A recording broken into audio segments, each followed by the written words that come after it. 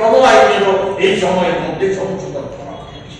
আপনারা জানেন যে কালো কৃষি আইনের প্রতিবাদে যে আইন যখন গোটা দেশ কোভিডকালীন সময়ে একেবারে একদিকে আতঙ্কগ্রস্ত, অন্যদিকে দুর্দশাগ্রস্ত, সেই সময় পার্লামেন্টের সংখ্যাগরিষ্ঠতার জোরে মোদীজি সেই আইনগুলিকে পাস করিয়ে সেই আইনের প্রতিবাদে দেশের 500টা কৃষক সংগঠন 20 সালের 26শে নভেম্বর থেকে লাগাতার আন্দোলন শুরু করে এবং সেই আন্দোলন চলে আপনার 384 দিল্লি অভিমুখী। বৃষ্টি, রোদ, শীত উপেক্ষা করে কৃষকরা সেই আন্দোলন চালিয়েছিল। 750 জন কৃষক সেখানে এই আন্দোলন করতে গিয়ে শহীদের মৃত্যুবরণ করেছিল। অবশেষে 21 সালের 29শে নভেম্বর মোদীজি বাধ্য হয় সারা দেশে জনমত সৃষ্টি হওয়ার ফলে এই আইন প্রত্যাহার করতে পার্লামেন্টে সিদ্ধান্ত নিয়ে ঘোষণা করে প্রত্যাহারে। সেই সময় কৃষকদের সংগঠনের সাথে লিখিত চুক্তি হয়েছিল। সেই চুক্তিতে ছিল, আমরা সব বিষয় বলতে চাই না, স্বামীনাথন কমিশনের যে সুপারিশ, সেই সুপারিশ অনুযায়ী কৃষকদের ফসলের ন্যূনতম মূল্য, যাকে বলা হয় এমএসপি, তার C2 প্লাস 50% ভিত্তিতে কার্যকরী করা হবে। সার, বীজ সহ কীটনাশক, কৃষি সামগ্রী এগুলিতে ভর্তুকি যা ছিল এটা বাড়ানো হবে। কৃষকদের ঋণ যা ছিল এককালীন মুকুব করে দেওয়া হবে এবং সেখানে পেনশন, কৃষি পেনশন, কৃষকদের পেনশন চালু করা হবে। কিন্তু দুঃখের বিষয়, মোদীজি অন্যান্য প্রতিশ্রুতিগুলি যেমন দেশে রক্ষা করেননি, এখানে এই সময়ে দেওয়া মোদীজির পার্লামেন্টের ভেতরে সেই প্রতিশ্রুতিগুলি রক্ষা করে। এর পরিবর্তে আমরা দেখলাম সেখানে একটা আইন আনার চেষ্টা করেছে, যে কৃষকদের ভুল পথে একটা আইন আনার চেষ্টা করেছে ন্যাশনাল এগ্রিকালচার পলিসি নামে, যাতে কর্পোরেটদের আরো বেশি সুবিধা করে দেওয়া হয়েছে। এই আইন যদি কার্যকরী হয় তাহলে কৃষকদের দুরবস্থা আরো বাড়বে। এটা মানে এরা বলছে আইনে কৃষকরা সুরক্ষা পাবে। কি সুরক্ষা পাবে সেটা বোঝা যাচ্ছে। আমরা যদি দেখি যে কৃষি ক্ষেত্রে কৃষকরা বলা হচ্ছে 22 সালের পর আর এই কথাটা বলে না, কৃষকদের আয় দ্বিগুণ হয়ে গেছে। সেখানে কৃষক কল্যাণে গৃহীত নানা কর্মসূচির কথা বলা হচ্ছে। আমি সংক্ষিপ্ত কয়েকটি ছোট উদাহরণ। কৃষকদের চাষের ক্ষেত্রে গুরুত্বপূর্ণ একটা সার, যা নাম হচ্ছে MOP, এর মূল্য 2009-10 সালে ছিল টন প্রতি 4,455 টাকা। বর্তমানে তার দাম দাঁড়িয়েছে 34,644 টাকা। ডিএপি বলে আরেকটা সার, দাম ছিল 9,350 টাকা টন, তা বর্তমানে বৃদ্ধি হয়ে দাঁড়িয়েছে 27,000 টাকা টনে। 22-23 সালের বাজেটে এই কৃষি ক্ষেত্রে ভর্তুকি ছিল 2,51,139 কোটি টাকা।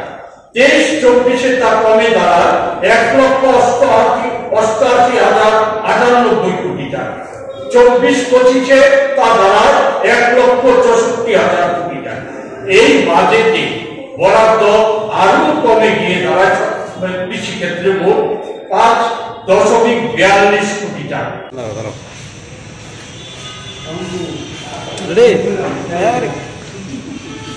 কমেছে 3,600 কোটি টাকা। সারে ভর্তুকি কমানো হয়েছে 26,000 কোটি টাকা। কৃষকদের যে ঋণ তা এখন বেড়ে দাঁড়িয়েছে 1,26,664 কোটি টাকা। পার্লামেন্টে এই চলতি অধিবেশনে কৃষিমন্ত্রীকে প্রশ্ন করা হয়েছিল এই কৃষকদের ঋণের ক্ষেত্রটা কি করা হবে। ঘোষণা দিয়েছেন কোন মতে কৃষি ঋণ মুকুব করা যাবে না। অথচ আমরা কি দেখছি, কর্পোরেট জগৎকে মোদীজির 10 বছরে ঋণ মুকুব করে দিয়েছে, ঋণ এবং ট্যাক্স নিয়মিত ভাবে মুকুব করে চলছে। ঋণই মুকুব করেছে 25,60,000 কোটি টাকার বেশি। এর মধ্যে আমাদের জাতীয় ব্যাংকগুলির থেকে যে ঋণ মুকুব করা হচ্ছে তা হচ্ছে 14,025 কোটি টাকা। মোদীজি কিভাবে কর্পোরেটদের সেবা করছে তার তৃতীয় দফায় ক্ষমতায় আসার পর শুধু আদানিকে, তার 10টা কোম্পানিকে জাতীয় ব্যাংকের 46,000 কোটি টাকা দিন।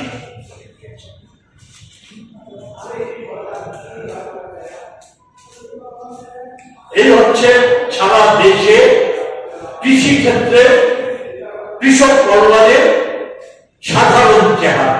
এর নিরিখে যদি আমরা আমাদের রাজ্যের অবস্থা দেখি, রাজ্যের কৃষকদের অবস্থা মানে আরো করুণ। এই রাজ্যের অবস্থা, এই রাজ্যে নানা কথা বলা হচ্ছে, মোদীর নির্দেশিত পথে নাকি কৃষকদের আয় শুধু দ্বিগুণ হয়নি, কৃষকদের আয় যে জায়গায় গিয়ে দাঁড়িয়েছে এটা নাকি ভারতবর্ষের অন্য রাজ্যের তুলনায় অনেক বেশি। আমি যে প্রসঙ্গে আমি শুধু সরকারের দেওয়া কয়েকটা তথ্য শুধু তুলে ধরতে চাই। কৃষি আর কৃষকদের আয় যার উপর নির্ভর করে সে হচ্ছে কৃষি উৎপাদন।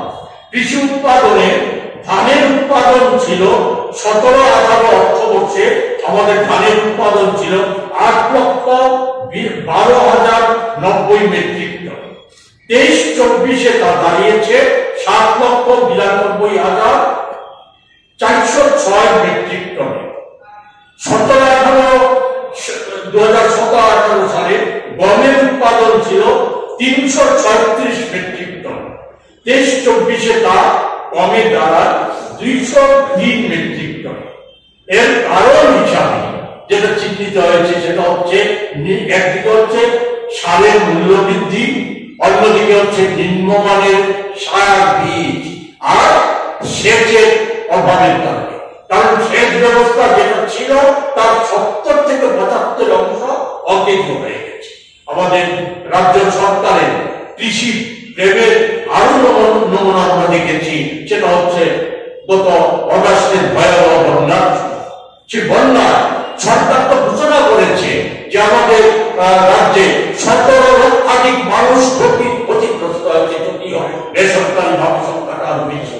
এর মধ্যে 17,000 কোটি টাকা সরকারি প্রাথমিক হিসাব অনুযায়ী নাকি ক্ষতি হয়েছে। এর মধ্যে কৃষক যারা ক্ষতিগ্রস্ত হয়েছে সরকারি হিসাব মোতাবেক 2,13,278 জন কৃষক ক্ষতিগ্রস্ত হয়েছে। মৎস্য চাষী ক্ষতিগ্রস্ত হয়েছে 1,30,832 জন। কৃষি পণ্যের ক্ষতি হয়েছে সেখানে 2,292 কোটি 33,08,000 টাকা সরকারি হিসাব। মৎস্যজীবীদের ক্ষতি হয়েছে সেখানে 2,400 মেট্রিক টন মাছ। অথচ বন্যার ত্রাণে কৃষকরা কি পেল? কৃষকরা পেয়েছে 1,48,379 জন কৃষককে ব্যাংকে 1,000 টাকা করে সেখানে ক্ষতিপূরণ দিয়েছে সরকার।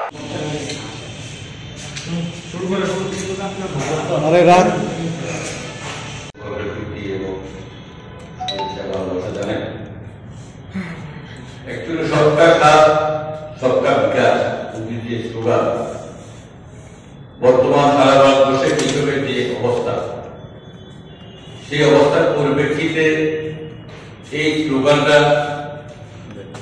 এখন আর প্রযোজ্য নয়। কৃষকরা দীর্ঘ সময় 384 দিন আন্দোলনের পরে 700-র উপর কৃষক মারা গিয়েছে শুধুমাত্র কয়েকটা দাবি, নতুন একটা বাতিল করা আর এমএসপি চাল। আপনারা জানেন স্বামীনাথনের 201টা প্রস্তাব ছিল ভারতবর্ষের কৃষি ডেভেলপমেন্ট। 201টার মধ্যে 75টা দাবি কংগ্রেস গভর্নমেন্ট বিগত দিনে আপনি মনমোহন সিং পর্যন্ত পর্যায়ক্রমে এগুলি কার্যকরী করেছে। 16 ফেব্রুয়ারি রবিবার আমি অসংগঠিত শ্রমিক সংগঠনের চেয়ারম্যান শান্তনু পাল সকল শ্রমিক ভাইদের কাছে এবং বোনদের কাছে বিলম্ব ঘণ্টা আবেদন রাখছি আমাদের সেই সম্মেলনে যেন সকলেই উপস্থিত থাকে এবং তার সাথে আমরা সেটাও দাবি করছি প্রবীরবাবু বলেছে এবং তার সাথে জায়গা শ্রমিক যারা তাদেরকে 200 দিনের কাজ দিতে হবে এবং 500 টাকা হারে মজুরি দিতে হবে। এই হচ্ছে আমাদের সার্বিক চিত্র, কৃষি এবং শ্রমিক ক্ষেত্রে সার্বিক চিত্র। অথচ এটাই হচ্ছে আমাদের অর্থনীতির মূল ভিত্তি। আমাদের মোদী সরকার বলে আমরা অর্থনৈতিকভাবে সমৃদ্ধ হচ্ছি। মোদী সরকার সম্প্রতি বাজেট অধিবেশন চলাকালীন সময়েও কতগুলো সরকারি প্রকল্পে বলে বেরোচ্ছে ভারতবর্ষটা কি এখন বিনিয়োগের অন্যতম ক্ষেত্র, বিদেশি বিনিয়োগরা কি এই সময় ভারতবর্ষে বিনিয়োগ করছে। অথচ সরকারি তথ্য থেকে দেখা যাচ্ছে আমাদের দেশ থেকে যে বিদেশি বিনিয়োগকারীরা এই সময় পর্যন্ত ফেব্রুয়ারি মাসের প্রথম সপ্তাহ পর্যন্ত 17 লক্ষ কোটি টাকা বিনিয়োগ তুলে নিয়ে গেছে। আমাদের ঋণের পরিমাণ, সরকারের ঋণের পরিমাণ সে হচ্ছে জিডিপির 83%। সাথে আমাদের উত্তরে এক কথায় বলা যায় ঋণের ভার উচ্চ হয়ে গেছে। আমাদের দেশের অর্থনৈতিক অবস্থা যাই একটু ছোট করার চেষ্টা করো, নানা কথা বলছে। আমরা আজকে নানাভাবে প্রচার মাধ্যমে এগুলি বেরিয়ে আসছে। আমাদের দুর্দশার চিত্র, দরিদ্র মানুষের দুর্দশার চিত্র এগুলি বেরিয়ে আসছে। এগুলি নিয়ে বলতে যে নজুক বাবা আছে, শান্তনু বাবা আছে, এরা চুপ করার থাকলে চুপ করবেন। আমাদের যে বৈদেশিক মুদ্রা ভান্ডার এটাও ভয়ঙ্কর ভাবে কমে গেছে। এটা এই সময়ের মধ্যে গত কয়েক মাসে $5,690 বিলিয়ন কমে গিয়ে বর্তমানে দাঁড়িয়েছে 6,34,585 বিলিয়ন ডলার, যা গত 10 বছরের তুলনায় সর্বনিম্ন। এটা আমাদের মনে করিয়ে দিচ্ছে চন্দ্রশেখরজি মন্ত্রিত্বকালীন সময়ের অবস্থাকে। তাই এই অবস্থায় দাঁড়িয়ে আমাদের এই কনভেনশনটা অত্যন্ত গুরুত্বপূর্ণ। এটা গুরুত্বপূর্ণ ক্ষেত্র। এই ক্ষেত্রে আমরা সর্বভারতীয় পরিস্থিতির নিরিখে এবং রাজ্যের পরিস্থিতির নিরিখে যে দাবি সনদ তৈরি করেছি, সর্বভারতের দাবি সনদের সাথে এই দাবিতে আমরা রাজ্যব্যাপী এই কৃষক শ্রমিকদেরকে আরো বেশি বেশি করে সংগঠিত করে আমরা দেশের এই যে অরাজক অবস্থা, অর্থনৈতিক অবস্থা, এর প্রতিবাদে আন্দোলনে সামিল করার আমাদের কাছে বিকল্প কোনো পথ খোলা নেই। এই ক্ষেত্রে কথা বলে শুধু শেষ করবো, বুদ্ধি জমানায় বিকশিত হচ্ছে শুধু ধর্মবেদা আর অসৎ উপায়ে যারা অর্থ উপার্জন করছে, আর শ্রমিক কৃষক বেকার যুবক সর্বংশের মানুষ উপেক্ষিত। এর থেকে দেশটাকে মানুষকে রক্ষা করতে গেলে পরে যত দ্রুত সম্ভব বিজেপি শাসনের অবসান ঘটাতে হবে। এই অবসান ঘটানোর জন্য আমাদের সংগ্রাম একে আরো তেজি করার জন্য, শক্তিশালী করার জন্য প্রদেশ কংগ্রেস পর্যায়ক্রমে আমরা আমাদের সংগঠনকে আন্দোলনমুখী করে তোলার প্রচেষ্টা গ্রহণ করেছি। এর নিরিখে 16 তারিখ আগামী পরশু আমাদের এই কনভেনশন হতে যাচ্ছে। তার পরবর্তী সময়ে আমরা এই নির্দিষ্ট দাবি সনদে আরো রাজ্যের প্রয়োজনীয় দাবিগুলিকে ভিত্তি করে আমরা রাজ্যব্যাপী আরো বৃহত্তর আন্দোলন গড়ে তুলব। এই ক্ষেত্রে প্রচার মাধ্যমে আমরা সম্পূর্ণ সহযোগিতা কামনা করে আমার কথা বলা শেষ করছি। আমি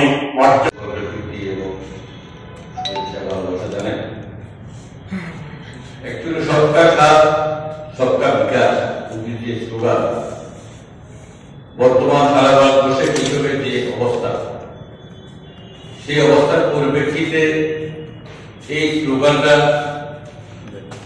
এখন আর প্রযোজ্য নয়। কৃষকরা দীর্ঘ সময় 384 দিন আন্দোলনের পরে 700 উপর কৃষক মারা গিয়েছে শুধুমাত্র কয়েকটা দাবি, নতুন আইনটা বাতিল করা আর এমএসপি চালু। আপনারা জানেন স্বামীনাথনের 201টা প্রস্তাব ছিল ভারতবর্ষের কৃষি ডেভেলপমেন্ট। 201টার মধ্যে 75টা দাবি কংগ্রেস গভর্নমেন্ট বিগত দিনে আপনি মনমোহন সিং পর্যন্ত পর্যায়ক্রমে এগুলি কার্যকরী করেছে।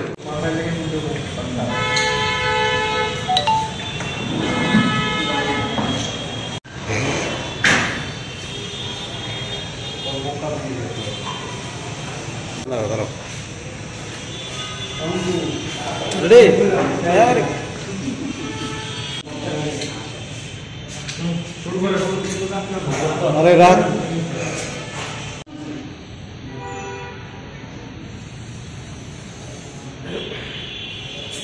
রাজ্যের মুখ্যমন্ত্রী কৃষি মন্ত্রী নরেন্দ্র মোদীর গুণগান প্রচার সহ নিজেরা বাহাবা করাচ্ছে। মৎস্যচাষীদের ক্ষেত্রে মাত্র বরাদ্দ করা হয়েছে 10 কোটি টাকা। এ হচ্ছে কৃষি প্রেমের নমুনাটা। এই জায়গায় দাঁড়িয়ে আমরা যেটা বলতে চাই, এই যে সারা দেশে কৃষকদের যে দুরবস্থা আজকে তৈরি হয়েছে, এর ফলশ্রুতিকে আমরা সকলেই জানি। আমাদের দেশে এই সময়ে গড়ে 31 জন কৃষক আত্মহত্যা করছে। দুর্দশাগ্রস্ত মানুষের মধ্যে আমাদের শ্রমিকদের অবস্থা আরো করুন। 60 কোটির বেশি মানুষ হচ্ছে শ্রমজীবী, শ্রমের সাথে যুক্ত। এই জায়গায় সরকারি হিসাবে তথ্য নিয়ে দেখা গেছে আমাদের 60 কোটি মানুষের শ্রমজীবী মানুষের মধ্যে হচ্ছে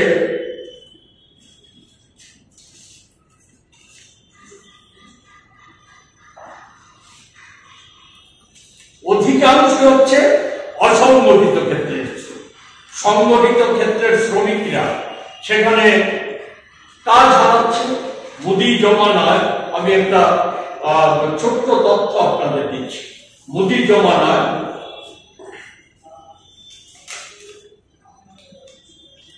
আপনার ইউপিএ সরকারের জন্য বলা হচ্ছে, নানা কথা বলা হচ্ছে, নূতন উৎপাদনমুখী শিল্প গড়ে উঠেছিল 1 লক্ষ। আর মুদি জমানায় 24 সালের ডিসেম্বর পর্যন্ত যে হিসাব, সেই হিসাব হচ্ছে উৎপাদনমুখী শিল্প তৈরি হয়েছে, নূতন শিল্প তৈরি হয়েছে 22,000। অন্যদিকে উৎপাদনমুখী শিল্প বন্ধ হয়ে গেছে 10 বছরে দেশে 40,175। সংগঠিত ক্ষেত্রে শিল্পে কাজ হারিয়েছে 23 সালের মার্চ মাস পর্যন্ত 2,40,00,000 মানুষ শিল্পে কাজ হারিয়েছে। আমাদের 14 থেকে 24 সাল উৎপাদন শিল্পে গড় বৃদ্ধি হয়েছে 3.1%। অথচ সেই জায়গায় 2004 থেকে 14 সাল পর্যন্ত শিল্পের বৃদ্ধির হার ছিল 7.8%।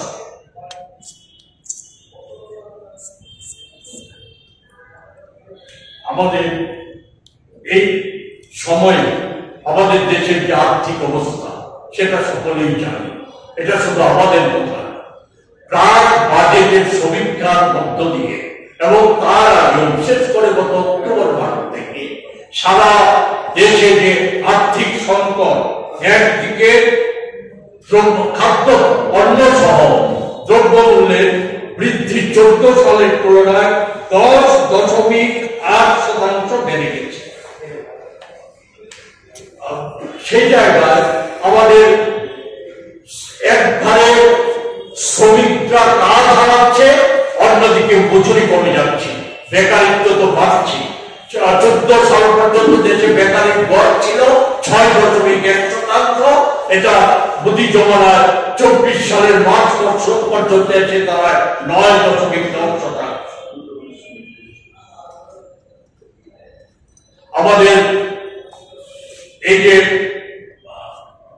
বিভিন্ন অর্থনৈতিক সমীক্ষক সংস্থা, IMF, বিশ্ব ব্যাংক, ADB বা আমাদের দেশে প্রথিত যশাদি সমস্ত আর্থিক প্রতিষ্ঠানগুলি, অর্থনৈতিক ব্যক্তি বিশেষজ্ঞরা, এমনকি প্রধানমন্ত্রীর মুখ্য অর্থনৈতিক উপদেষ্টা বা পূর্বের অর্থ সচিব বয়ান সাহেব, তারা যে তথ্য দিয়েছে সেই তথ্য হচ্ছে যে আমাদের সংগঠিত ক্ষেত্রে শ্রমিকদের আয়, আমি 14 সালের তুলনা করতে চাই না, 17-18 সালের তুলনায়, যেখানে 17-18 সালে 12,665 টাকা থেকে কমে 11,858 টাকায় দাঁড়িয়েছে এই সময়।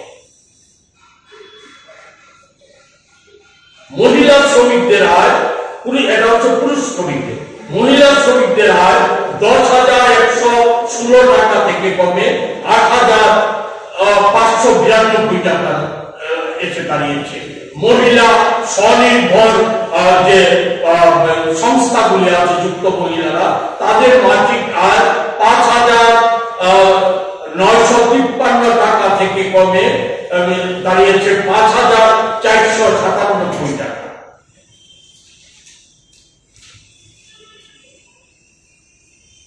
সরি, এই কারেন্ট যে তথ্য, সেই তথ্য হচ্ছে মোট 65 কোটি শ্রমিকের মধ্যে 20% হচ্ছে সংগঠিত ক্ষেত্রের শ্রমিক, বাকি সকলেই অসংগঠিত ক্ষেত্রে।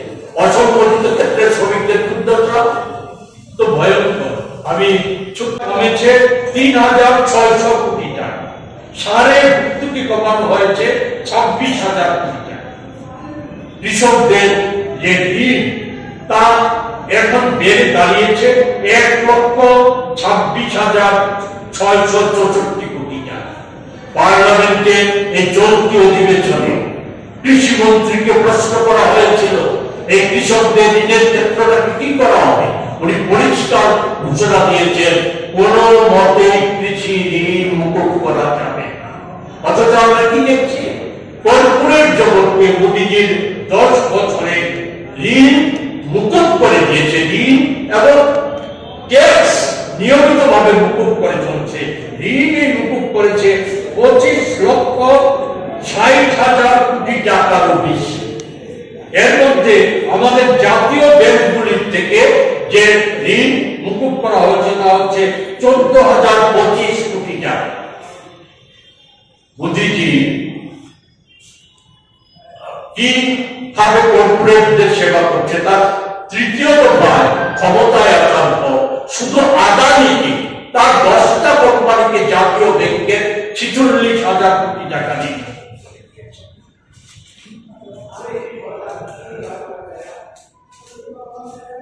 এই হচ্ছে সারা দেশে কৃষি ক্ষেত্রে কৃষক কল্যাণের সাধারণ চেহারা। এর নিরিখে যদি আমরা আমাদের রাজ্যের অবস্থা দেখি, রাজ্যের কৃষকদের অবস্থা মানে আরো করুণ। এই রাজ্যের অবস্থা, এই রাজ্যে নানা কথা বলা হচ্ছে, মোদীর নির্দেশিত পথে নাকি কৃষকদের আয় শুধু দ্বিগুণ হয়নি, কৃষকদের আয় যে জায়গায় গিয়ে দাঁড়িয়েছে এটা নাকি ভারতবর্ষের অন্য রাজ্যের তুলনায় অনেক বেশি। আমি যে প্রসঙ্গে আমি শুধু সরকারের দেওয়া কয়েকটা তথ্য শুধু তুলে ধরতে চাই।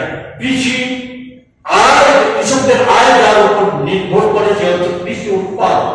কৃষি উৎপাদনে ধানের উৎপাদন ছিল 17-18 অর্থবর্ষে আমাদের ধানের উৎপাদন ছিল 8,12,090 মেট্রিক টন। 23-24-এ তা দাঁড়িয়েছে 7,92,406 মেট্রিক টনে। 2017-18 সালে গমের উৎপাদন ছিল 336 মেট্রিক টন। 23-24-এ তা কমে দাঁড়ায় 203 মেট্রিক টন। এর কারণ হিসাবে যেটা চিহ্নিত হয়েছে সেটা হচ্ছে, একদিকে হচ্ছে সারের মূল্য বৃদ্ধি, অন্যদিকে হচ্ছে নিম্নমানের সার, বীজ আর সেচের অভাবের কারণে। কারণ সেচ ব্যবস্থা যেটা ছিল তার 70-75 অংশ অকেজ হয়ে গেছে। আমাদের রাজ্য সরকারের কৃষি প্রেমের আরো নমুনা আমরা দেখেছি, সেটা হচ্ছে গত অগাস্টের ভয়াবহ বন্যা। সে বন্যায় সরকার তো ঘোষণা করেছে যে আমাদের রাজ্যে 17 লক্ষাধিক মানুষ ক্ষতিগ্রস্ত হয়েছে, যদিও বেসরকারি ভাবে সংখ্যাটা আরো বেশি। এর মধ্যে 17,000 কোটি টাকা সরকারি প্রাথমিক হিসাব অনুযায়ী নাকি ক্ষতি হয়েছে। এর মধ্যে কৃষক কৃষক যারা ক্ষতিগ্রস্ত হয়েছে সরকারি হিসাব মোতাবেক 2,13,278 জন কৃষক ক্ষতিগ্রস্ত হয়েছে। মৎস্য চাষী ক্ষতিগ্রস্ত হয়েছে 1,30,832 জন। কৃষি পণ্যের ক্ষতি হয়েছে সেখানে 2,292 কোটি 33,08,000 টাকা সরকারি হিসাব। মৎস্যজীবীদের ক্ষতি হয়েছে সেখানে 2,400 মেট্রিক টন মাছ। অথচ বন্যার ত্রাণে কৃষকরা কি পেল? কৃষকরা পেয়েছে 1,48,379 জন কৃষককে ব্যাংকে 1,000 টাকা করে সেখানে ক্ষতিপূরণ দিয়েছে সরকার। শ্রম আইনেরও এই সময়ের মধ্যে সংশোধন করা হয়েছে। আপনারা জানেন যে কালো কৃষি আইনের প্রতিবাদে যে আইন যখন গোটা দেশ কোভিড কালীন সময়ে একেবারে একদিকে আতঙ্কগ্রস্ত অন্যদিকে দুর্দশাগ্রস্ত, সেই সময় পার্লামেন্টের সংখ্যাগরিষ্ঠতার জোরে মোদীজি সেই আইনগুলিকে পাস করিয়ে সেই আইনের প্রতিবাদে দেশের 500টা কৃষক সংগঠন 20 সালের 26শে নভেম্বর থেকে লাগাতার আন্দোলন শুরু করে এবং সেই আন্দোলন চলে আপনার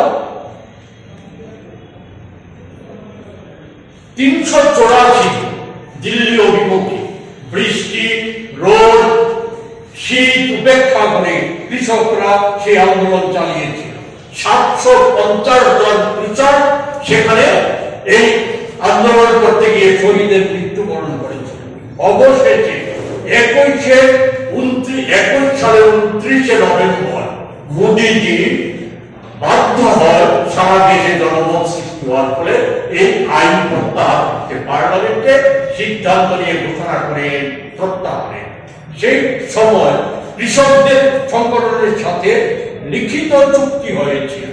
সেই চুক্তিতে ছিল, আমরা সব বিষয় বলতে চাই না, স্বামীনাথন কমিশনের যে সুপারিশ, সেই সুপারিশ অনুযায়ী কৃষকদের ফসলের ন্যূনতম মূল্য যাকে বলা হয় এমএসপি তার C2+50% ভিত্তিতে কার্যকরী করা হবে। সার, বীজ সহ কীটনাশক, কৃষি সামগ্রী এগুলিতে ভর্তুকি যা ছিল এটা বাড়ানো হবে। কৃষকদের ঋণ যা ছিল এককালীন মুকুব করে দেওয়া হবে এবং সেখানে পেনশন, কৃষি পেনশন, কৃষকদের পেনশন চালু করা হবে।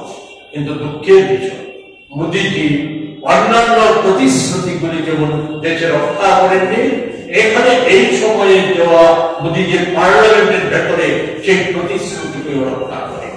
এর পরিবর্তে আমরা দেখলাম সেখানে একটা আইন আনার চেষ্টা করেছে, যে কৃষকদের পূর্বতে একটা আইন আনার চেষ্টা করেছে ন্যাশনাল এগ্রিকালচার পলিসি, যাতে কর্পোরেটদের আরো বেশি সুবিধা করে দেওয়া হয়েছে। এই আইন যদি কার্যকরী হয় তাহলে কৃষকদের দুরবস্থা আরো বাড়বে। এটা মানে এরা বলছে আইনে কৃষকরা সুরক্ষা পাবে। কি সুরক্ষা পাবে সেটা বোঝা যাচ্ছে। আমরা যদি দেখি যে কৃষি ক্ষেত্রে কৃষকরা বলা হচ্ছে 22 সালের পর আর এই কথাটা বলে না, কৃষকদের আয় দ্বিগুণ হয়ে গেছে। সেখানে কৃষক কল্যাণে গৃহীত নানা কর্মসূচির কথা বলা হচ্ছে। আমি সংক্ষিপ্ত কয়েকটি ছোট উদাহরণ। কৃষকদের চাষের ক্ষেত্রে গুরুত্বপূর্ণ একটা সার যার নাম হচ্ছে MOP, এর মূল্য 2009-10 সালে ছিল টন প্রতি 4,455 টাকা। বর্তমানে তার দাম দাঁড়িয়েছে 34,644 টাকা। জিএপি বলে আরেকটা সার দাম ছিল 9,350 টাকা টন, তার বর্তমানে বৃদ্ধি হয়ে দাঁড়িয়েছে 27,000 টাকা টনে। 22-23 সালের বাজেটে এই কৃষি ক্ষেত্রে ভর্তুকি ছিল 2,51,139 কোটি টাকা।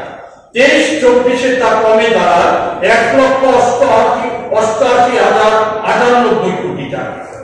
24-25-এ তা দাঁড়ায় 1,64,000 কোটি টাকা। এই বাজেটে বরাদ্দ আরো কমে গিয়ে দাঁড়ায় কৃষি ক্ষেত্রে মোট 5.42 কোটি টাকা।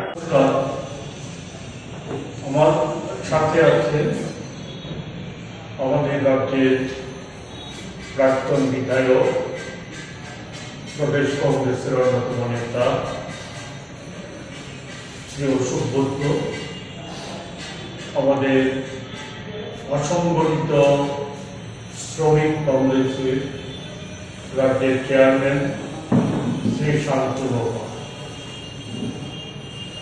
আমরা যে দিকটার প্রতি আপনাদের দৃষ্টি আকর্ষণ করতে চাই, সকলেই অবগত আছে আমাদের দেশের যে মোট জনসংখ্যা তার বলা যায় 3 ভাগের 2 ভাগই হচ্ছে কৃষিজীবী এবং শ্রমজীবী অংশের মানুষ। আমাদের দেশের অর্থনীতি প্রায় ভিত্তিটাই হচ্ছে কৃষি এবং শ্রমিক নির্ভর। এটা আমি দীর্ঘ ইতিহাস বলতে চাই না, আমি এই সাম্প্রতিক সময়ের কয়েকটা তথ্য শুধু সংক্ষেপে তুলে ধরার চেষ্টা করব। যে আমরা যদি দেখি 2014 সালের পূর্বে বিশেষত ভারতীয় জনতা পার্টি এবং সেই দলের অন্যতম সেই সময়কার নেতা আজকের প্রধানমন্ত্রী মোদীজি আর ভারতবর্ষে একেবারে বৃহৎ যে মিডিয়া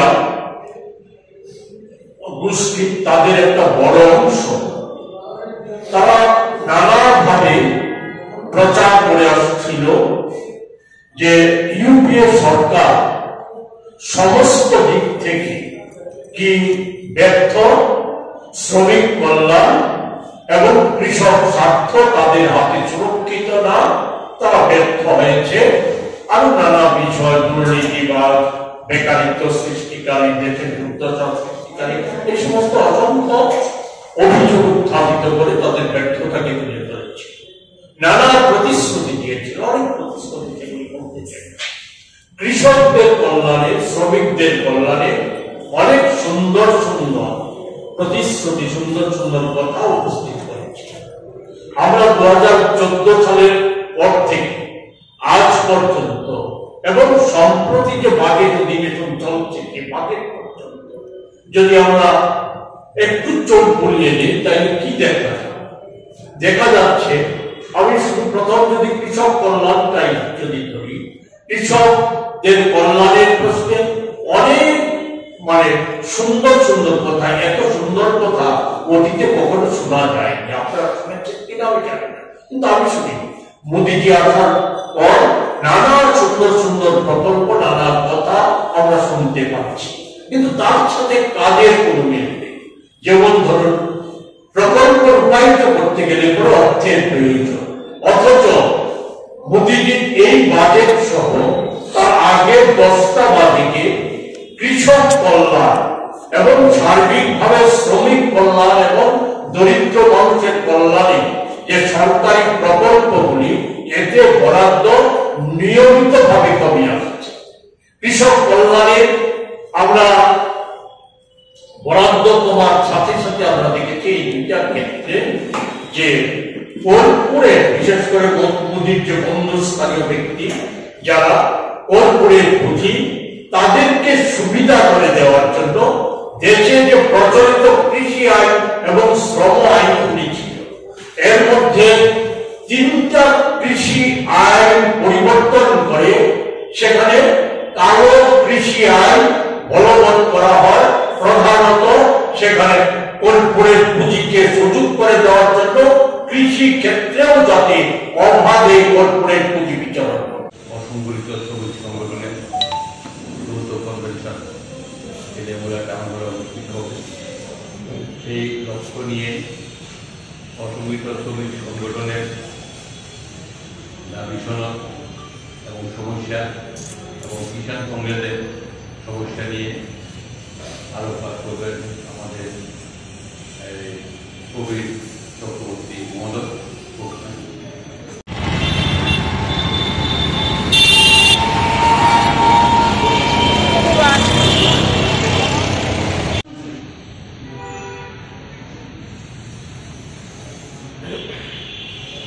শ্রমিকদের যে সুরক্ষার প্রশ্নে বিশেষত নির্মাণ শ্রমিক যারা নানা ক্ষেত্রে কাজ করা সংগঠিত ক্ষেত্রে টাইম শ্রমে কাজ করে তাদের জন্য একটা শ্রমিক কল্যাণ তহবিল তৈরি করা হয়েছে।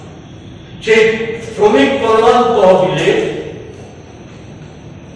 আপনার জমাকৃত যে টাকা সেই টাকা থেকে সেই তহবিলের যে আইন ছিল ইউপিএ সরকারের সময় যে আইন ছিল সেই আইন বর্তমান সময় তো বাতিল করা হয়েছে। সেই তহবিলের টাকা থেকে যে সুযোগ সুবিধাগুলি শ্রমিকদেরকে প্রাপ্য ছিল সেই টাকা আর সেই সুযোগ সুবিধাটি পাচ্ছে না। টাকা ছিল 1,17,507,22 টাকা। এটা কমতে কমতে বর্তমানে সেই তহবিলে আছে 70,744 কোটি টাকা। আমাদের রাজ্য সরকারের তহবিলেও এই তহবিলের টাকা আছে। সেই টাকা শ্রমিক কল্যাণে আজ আর ব্যয় করা হচ্ছে না। সেই টাকার হদিশ কেউ জানে না যে টাকা কোথায় আছে, কিভাবে আছে।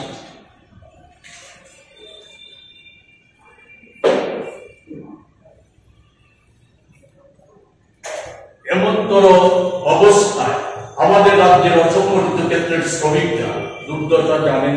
ম্যালেরিয়া প্রকল্পের শ্রমিকরা কাজ হারা দীর্ঘদিন যাবত, তাদেরকে পুনরায় চাকরিতে নিযুক্ত করার দাবি আমরা করছি। সর্বভারতীয় ক্ষেত্রে যেমন দাবি আছে, অঙ্গনাদি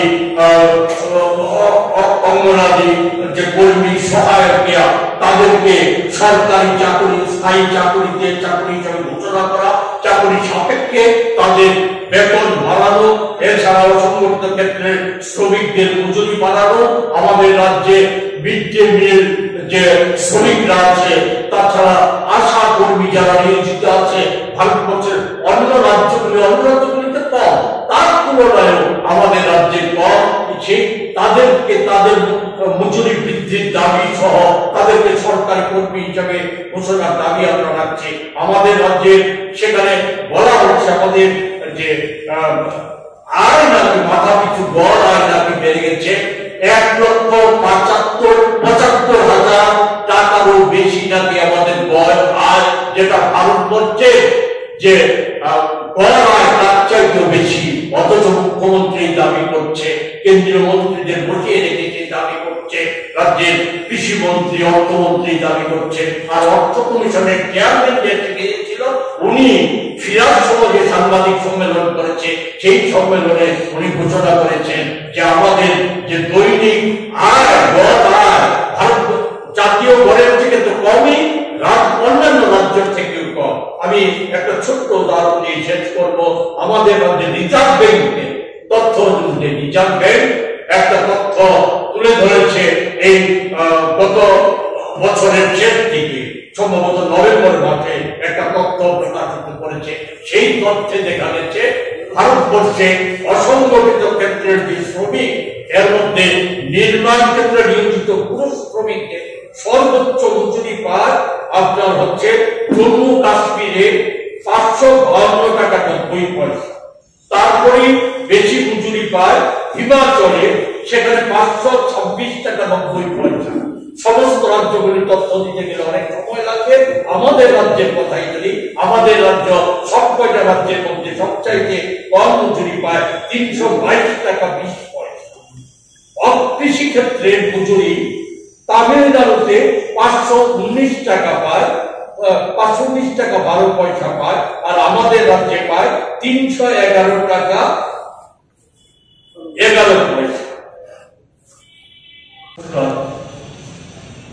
আমার সাথে আছে আমাদের রাজ্যের প্রাক্তন বিধায়ক প্রদেশ কংগ্রেসের অন্যতম নেতা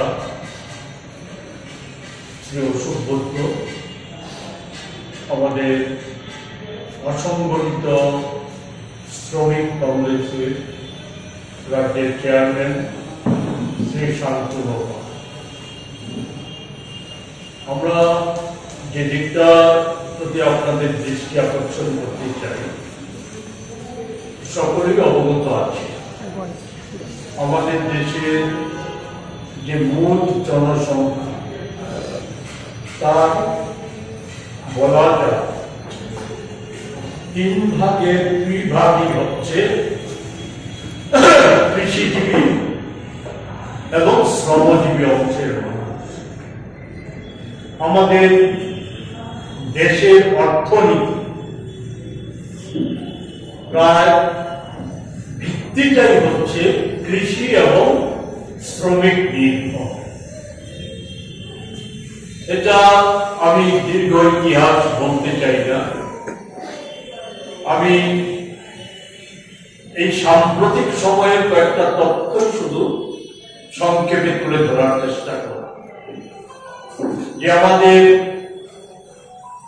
আমরা যদি দেখি 2014 সালের পূর্বে বিশেষত ভারতীয় জনতা পার্টি এবং সেই দলের অন্যতম সেই সময়কার নেতা আজকের প্রধানমন্ত্রী মোদীজি আর ভারতবর্ষে একেবারে বৃহৎ যে মিডিয়া গোষ্ঠী, তাদের একটা বড় অংশ তারা নানাভাবে প্রচার করে আসছিল যে ইউপিএ সরকার সমস্ত দিক থেকে কি ব্যর্থ, শ্রমিক কল্যাণ এবং কৃষক স্বার্থ তাদের হাতে সুরক্ষিত না, তারা ব্যর্থ হয়েছে। আর নানা বিষয়, দুর্নীতিবাদ, বেকারিত্ব সৃষ্টিকারী, দেশের দুর্দশা সৃষ্টিকারী, এই সমস্ত অসংখ্য অভিযোগ উত্থাপিত করে তাদের ব্যর্থতাকে তুলে ধরেছে।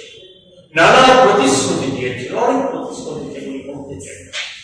কৃষকদের কল্যাণে, শ্রমিকদের কল্যাণে অনেক সুন্দর সুন্দর প্রতিশ্রুতি, সুন্দর সুন্দর কথা উপস্থিত করেছে। আমরা 2014 সালের পর থেকে আজ পর্যন্ত এবং সম্প্রতি যে বাজেট অধিবেশন চলছে, এই বাজেট পর্যন্ত যদি আমরা একটু চোখ বুলিয়ে নিই, তাহলে কি দেখা যাচ্ছে, আমি শুধু প্রথম যদি কৃষক কল্যাণটাই যদি ধরি, কৃষকদের কল্যাণের প্রশ্নে অনেক সুন্দর সুন্দর কথা, এত সুন্দর কথা অতীতে কখনো শোনা যায়নি। আপনারা শুনেছেন কিনা আমি জানি না, কিন্তু আমি শুনি মোদীজি আসার পর নানা সুন্দর সুন্দর প্রকল্প, নানা কথা আমরা শুনতে পাচ্ছি, কিন্তু তার সাথে কাজের কোনো মিল নেই।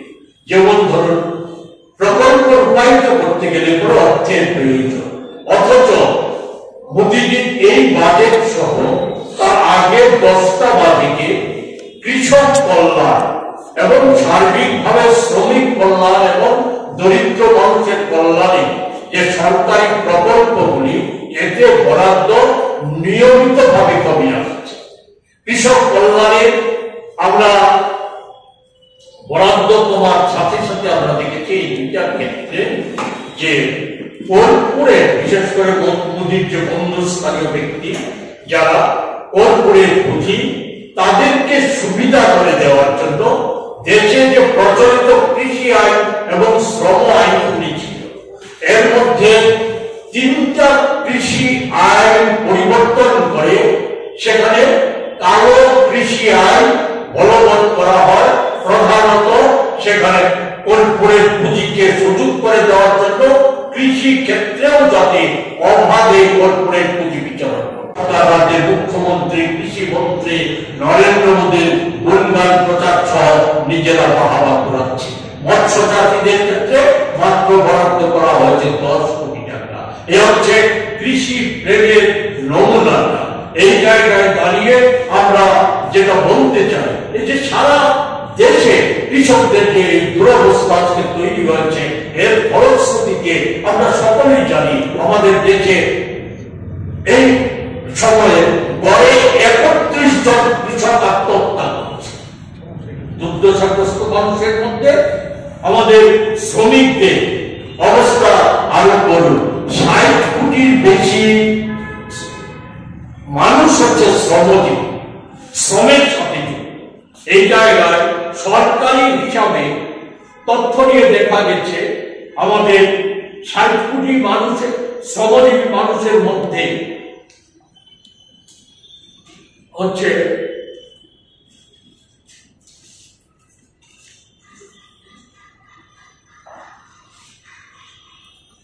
অধিকাংশ হচ্ছে অসংগঠিত ক্ষেত্রের।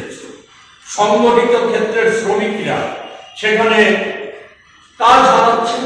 মুদি জমানায় আমি একটা ছোট্ট তথ্য আপনাদের দিচ্ছি। মুদি জমানায়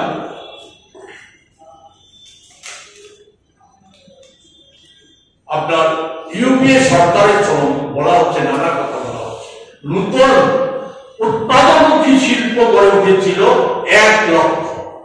আর মুদি জমানায় 24 সালের ডিসেম্বর পর্যন্ত যে হিসাব, সেই হিসাব হচ্ছে উৎপাদনমুখী শিল্প তৈরি হয়েছে, নূতন শিল্প তৈরি হয়েছে 22,000। অন্যদিকে উৎপাদনমুখী শিল্প বন্ধ হয়ে গেছে 10 বছরে দেশে 40,175। সংগঠিত ক্ষেত্রে শিল্পে কাজ হারিয়েছে 23 সালের মার্চ মাস পর্যন্ত 2,40,00,000 মানুষ শিল্পে কাজ হারিয়েছে। আমাদের 14 থেকে 24 সাল উৎপাদন শিল্পে গড় বৃদ্ধি হয়েছে 3.1%। অথচ সেই জায়গায় 2004 থেকে 14 সাল পর্যন্ত শিল্পের বৃদ্ধির হার ছিল 7.8%।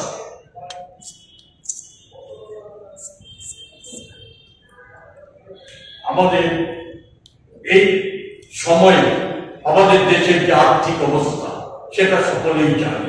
এটা শুধু আমাদের কথা না, প্রাক বাজেটের সমীক্ষার মধ্য দিয়ে এবং তার আগে বিশেষ করে গত অক্টোবর মাস থেকে সারা দেশে যে আর্থিক সংকট, একদিকে খাদ্য পণ্য সহ দ্রব্যমূল্যের বৃদ্ধি 14 সালের তুলনায় 10.8% বেড়ে গেছে। সেই জায়গায় আমাদের একধারে শ্রমিকরা কাজ হারাচ্ছে, অন্যদিকে মজুরি কমে যাচ্ছে, বেকারিত্ব তো বাড়ছে। 14 সাল পর্যন্ত দেশে বেকারের গড় ছিল 6.1%। এটা মুদি জমানায় 24 সালের মার্চ মাস পর্যন্ত এসে দাঁড়ায় 9.9%। আমাদের এই যে বিভিন্ন অর্থনৈতিক সমীক্ষক সংস্থা, IMF, বিশ্ব ব্যাংক, এডিবি বা আমাদের দেশে প্রথিত যশাদি সমস্ত আর্থিক প্রতিষ্ঠানগুলি, অর্থনৈতিক ব্যক্তি বিশেষজ্ঞরা, এমনকি প্রধানমন্ত্রীর মুখ্য অর্থনৈতিক উপদেষ্টা বা পূর্বের অর্থ সচিব সাহেব, তারা যে তথ্য দিয়েছে সেই তথ্য হচ্ছে যে আমাদের সংগঠিত ক্ষেত্রে শ্রমিকদের আয়, আমি 14 সালের তুলনা করতে চাই না, 17-18 সালের তুলনায়, যেখানে 17-18 সালে 12,665 টাকা থেকে কমে 11,858 টাকায় দাঁড়িয়েছে এই সময়। মহিলা শ্রমিকদের আয়, এটা হচ্ছে পুরুষ শ্রমিকদের, মহিলা শ্রমিকদের আয় 10,116 টাকা থেকে কমে 8,592 টাকা এসে দাঁড়িয়েছে।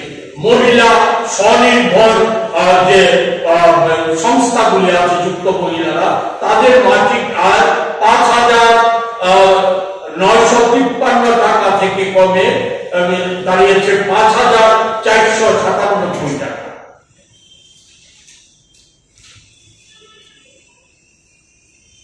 সরি, এই কারেন্ট যে তথ্য, সেই তথ্য হচ্ছে মোট 65 কোটি শ্রমিকের মধ্যে 20% হচ্ছে সংগঠিত সংগঠিত ক্ষেত্রের শ্রমিক, বাকি সকলেই অসংগঠিত ক্ষেত্রে।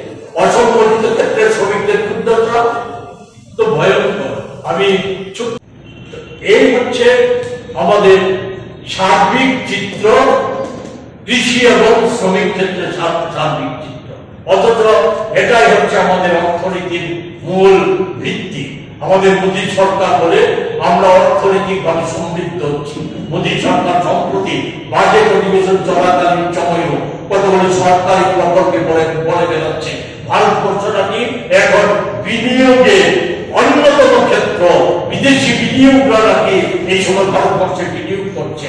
অথচ সরকারি তথ্য থেকে দেখা গেছে আমাদের দেশ থেকে যে বিদেশি বিনিয়োগকারীরা এই সময় পর্যন্ত ফেব্রুয়ারি মাসের প্রথম সপ্তাহ পর্যন্ত 17 লক্ষ কোটি টাকা বিনিয়োগ তুলে নিয়ে গেছে। আমাদের ঋণের পরিমাণ, সরকারের ঋণের পরিমাণ সে হচ্ছে জিডিপি 83%। সাথে আছে উত্তরে এক কথায় বলা যায় ঋণের ভার উচ্চ হয়ে গেছে। আমাদের দেশের অর্থনৈতিক অবস্থা যাই উচ্চ করার চেষ্টা করো, নানা কথা বলছে। আমরা আজকে নানাভাবে প্রচার মাধ্যমে এগুলি বেরিয়ে আসছে, আমাদের দুর্দশার চিত্র, দরিদ্র মানুষের দুর্দশার চিত্র এগুলি বেরিয়ে আসছে। এগুলি নিয়ে বলতে যে নজরুল বাবা আছে, শান্তনু বাবা আছে, এরা চুপ করার থাকলে চুপ করবেন। আমাদের যে বৈদেশিক মুদ্রা ভান্ডার এটাও ভয়ঙ্কর ভাবে কমে গেছে। এটা এই সময়ের মধ্যে গত কয়েক মাসে 5,690 বিলিয়ন ডলার কমে গিয়ে বর্তমানে দাঁড়িয়েছে 6,34,585 বিলিয়ন ডলার, যা গত 10 বছরের তুলনায় সর্বনিম্ন। এটা আমাদের মনে করিয়ে দিচ্ছে চন্দ্রশেখরজি প্রধানমন্ত্রীকালীন মন্ত্রিত্বকালীন সময়ের অবস্থাকে। তাই এই অবস্থায় দাঁড়িয়ে আমাদের এই কনভেনশনটা অত্যন্ত গুরুত্বপূর্ণ। এটা গুরুত্বপূর্ণ ক্ষেত্র। এই ক্ষেত্রে আমরা সর্বভারতীয় পরিস্থিতির নিরিখে এবং রাজ্যের পরিস্থিতির নিরিখে যে দাবি সনদ তৈরি করেছি, সর্বভারতের দাবি সনদের সাথে এই দাবিতে আমরা রাজ্যব্যাপী এই কৃষক শ্রমিকদেরকে আরো বেশি বেশি করে সংগঠিত করে আমরা দেশের এই যে অরাজক অবস্থা, অর্থনৈতিক অবস্থা, এর প্রতিবাদে আন্দোলনে সামিল করার আমাদের কাছে বিকল্প কোন পথ খোলা নেই। এই ক্ষেত্রে কথা বলে শেষ করব, মোদী জমানায় বিকশিত হচ্ছে শুধু ধন কুবেররা আর অসৎ উপায়ে যারা অর্থ উপার্জন করছে, আর শ্রমিক কৃষক বেকার যুবক সর্বংশের মানুষ উপেক্ষিত। এর থেকে দেশটাকে মানুষকে রক্ষা করতে গেলে পরে যত দ্রুত সম্ভব বিজেপি শাসনের অবসান ঘটাতে হবে। এই অবসান ঘটানোর জন্য আমাদের সংগ্রাম একে আরো তেজি করার জন্য, শক্তিশালী করার জন্য প্রদেশ কংগ্রেস পর্যায়ক্রমে আমরা আমাদের সংগঠনকে আন্দোলনমুখী করে তোলার প্রচেষ্টা গ্রহণ করেছি। এর দিকে 16 তারিখ আগামী পরশু আমাদের এই কনভেনশন হতে যাচ্ছে। তার পরবর্তী সময়ে আমরা এই নির্দিষ্ট দাবি সনদে আরো রাজ্যের প্রয়োজনীয় দাবিগুলিকে ভিত্তি করে আমরা রাজ্যব্যাপী আরো বৃহত্তর আন্দোলন গড়ে তুলব। এই ক্ষেত্রে প্রচার মাধ্যমে আমরা সম্পূর্ণ সহযোগিতা কামনা করে আমার কথা বলা শেষ করছি। আমি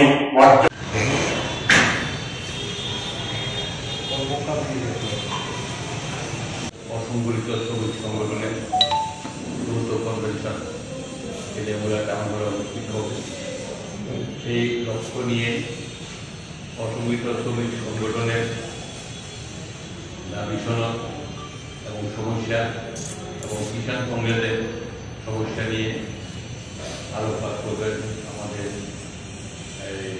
কবি